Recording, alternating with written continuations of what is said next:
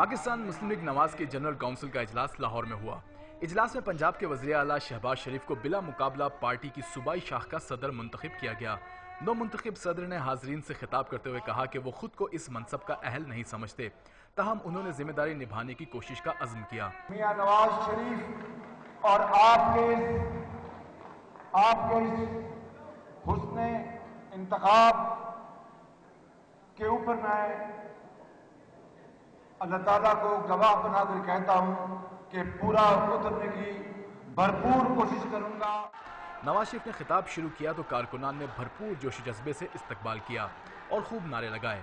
نواز شریف نے وزیر اعلیٰ اور وزیر اعظم کی حیثیت سے اپنے کارنامے گنوائے، مستقبل کے عزائم کا اعادہ کیا اور کارکنان کو جلد تبدیلی کی خوشخبری دی۔ اگر صاف ستھری سیاست پاکستان میں ہوگی، میں گارنٹی کرتا ہوں انشاءاللہ اللہ تعالیٰ کے فضل و کرم سے کہ یہ چند سالوں میں نہیں، انشاءاللہ آپ دیکھیں گے اس سے بھی پہلے خوشحالی پاکستان میں آنا شروع ہو جائے گی۔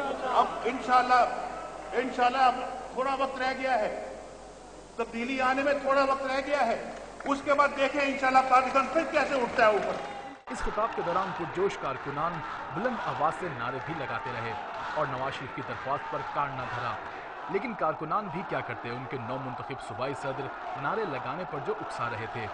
لیکن پھر شہباز شریف کو بڑے بھائی پر رحم آ ہی گیا اور کارکنان کو خاموش رہنے کی ہدایت کر دی۔